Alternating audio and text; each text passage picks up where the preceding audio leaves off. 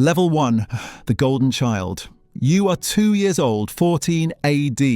Your father is Germanicus, Rome's most beloved general. Crowds scream his name in the streets like he's already a god. Your mother is Agrippina, granddaughter of Augustus himself. Imperial blood runs through you so thick you could drown in it. They dress you in a miniature soldier's uniform, tiny boots laced up to your knees. The legionaries think it's adorable. They give you a nickname, Caligula, Little Boots. You don't know it yet, but that name will outlive empires. Your father's soldiers would die for him. Some of them will die for you too, but for very different reasons. Level 2, the collapse. You are 7, 19 AD.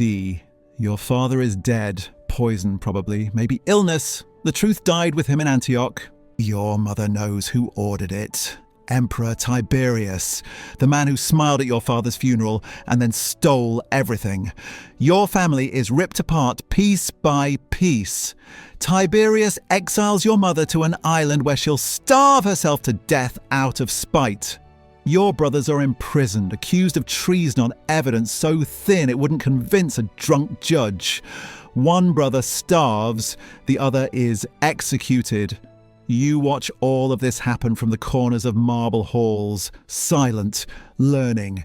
The lesson is simple. Power protects nothing. More power is the only answer. Level 3, the island. You are 1628 AD. Tiberius summons you to Capri. The emperor has abandoned Rome entirely for this rock in the middle of the sea. What happens on Capri stays buried in the cliffs. Tiberius is old now, paranoid, surrounded by astrologers and sycophants who tell him he'll live forever if he just kills the right people. You're one of the right people. Everyone knows it. You're the last surviving son of Germanicus. The people still love your father's memory. That makes you dangerous. So you do something unexpected. You become harmless. You agree with everything Tiberius says. You laugh at his jokes. You watch his executions without flinching. When he has senators killed for entertainment, you don't look away. Tiberius has spies everywhere. One wrong word, one visible emotion, and you're dead by morning. You stay on that island for 6 years. Not one mistake. Level 4, the inheritance. You are 2437 AD. Tiberius finally dies in his bed under suspicious circumstances. The details are murky and no one's asking questions. The Senate gathers to choose the next emperor. They pick you. Not because you're qualified, because you're the last branch on a burned family tree and the people remember your father's name.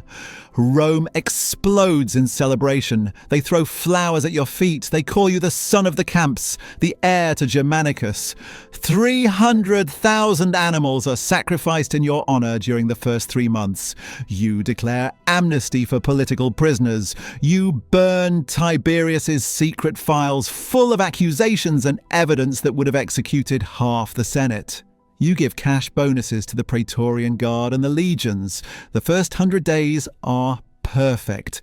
Then something shifts. Level 5, the fever. You are 25, late 37 AD. It starts as a headache, then chills, then fire in your blood. You collapse in the palace. The doctors swarm. Rome holds its breath. For weeks you burn. Fever dreams twist your mind into shapes it won't return from. You see your father's ghost. You see your brothers. You see Tiberius laughing. When the fever finally breaks, you open your eyes. But the man who wakes up is not the man who fell.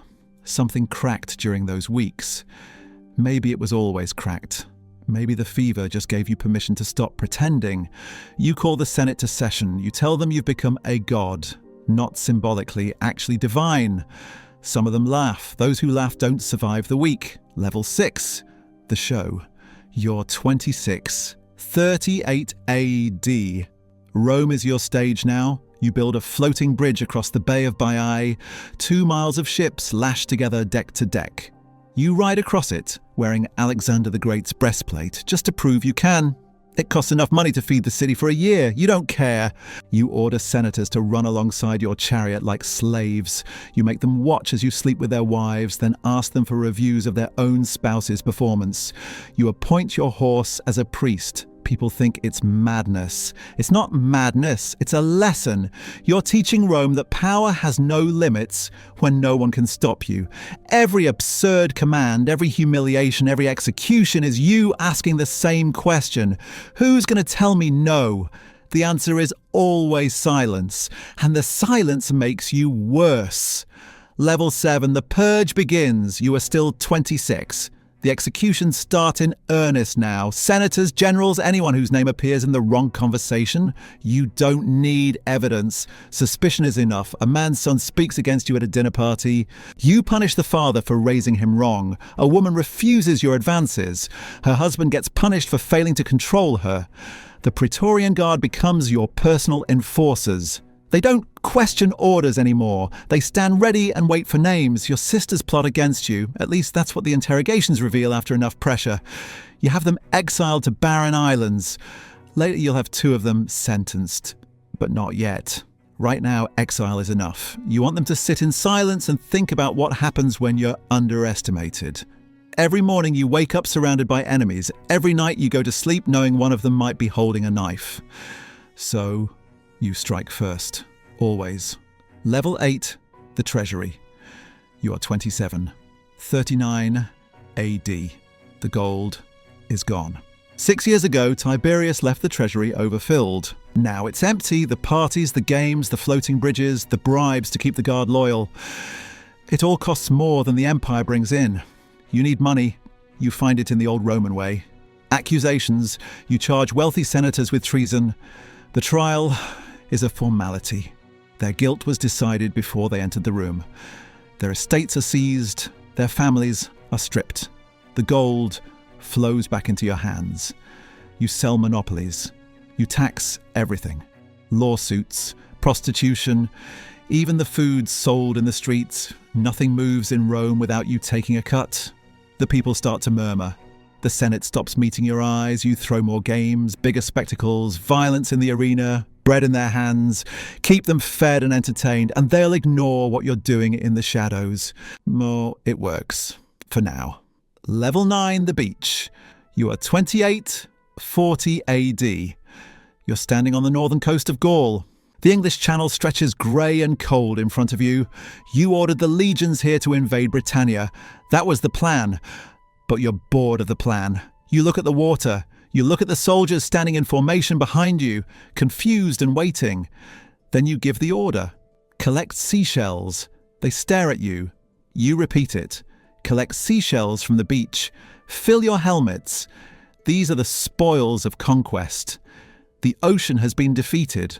The soldiers obey because disobeying you means death. Thousands of Rome's finest warriors kneel in the sand and gather shells like children. You watch them and you laugh. This isn't madness. This is contempt. You hold the greatest military machine ever built and you're using it to mock itself because you can. When you return to Rome, you declare victory over Neptune. You place the shells in the treasury as proof. The Senate applauds. They have no choice. Level 10, the end. You are 28, January 41 AD, 4 years on the throne. You've burned through Rome's patience, its treasury, and every ally you ever had. The Praetorian Guard is loyal only because you keep paying them. The moment the gold stops, so does their protection. Your uncle Claudius, the stammering fool everyone ignores, is waiting in the wings. The guard has already chosen him. You just don't know it yet. You're in the palace corridor. It's late morning. You've just finished watching some theatrical games. A Praetorian officer approaches. His name is Cassius Chaerea. You've mocked him for years, called him weak, made him repeat obscene passwords in front of his men. He's smiling now. That should have been the warning. The attack comes fast. You don't see it coming before it's too late. Then the others join. They don't stop until there's nothing left to save. Your wife goes next. Then your daughter. Your entire family line erased in an afternoon. The Senate meets in emergency session. They debate restoring the Republic for about an hour. Then the Praetorian Guard walks in with Claudius and tells them how it's going to be. You wanted to be remembered. you are as the mad emperor, the tyrant, the monster. History will call you insane.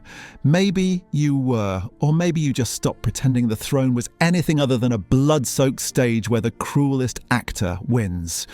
You were 28 years old, you ruled for 4 years, and in that time you proved something Rome didn't want to face. Absolute power doesn't corrupt, it reveals. Now you are history. You were the golden child who became Rome's nightmare, the beloved son who learned too well that love means nothing when power is the only currency that matters. They dressed you in little boots and called you cute. You dressed their senators in humiliation and called it governance. 4 years, 28 years old. That's all the time you needed to teach Rome a lesson it would spend centuries trying to forget. The empire survived you, but it never recovered from the question you forced it to answer. What happens when the man with absolute power stops pretending there are limits? The Senate went back to their marble halls. The Guard found another emperor to prop up. The people returned to their bread and circuses. But you left a stain on the throne that never washed out. Every emperor after you ruled in your shadow, wondering if the fever that took you was waiting for them too.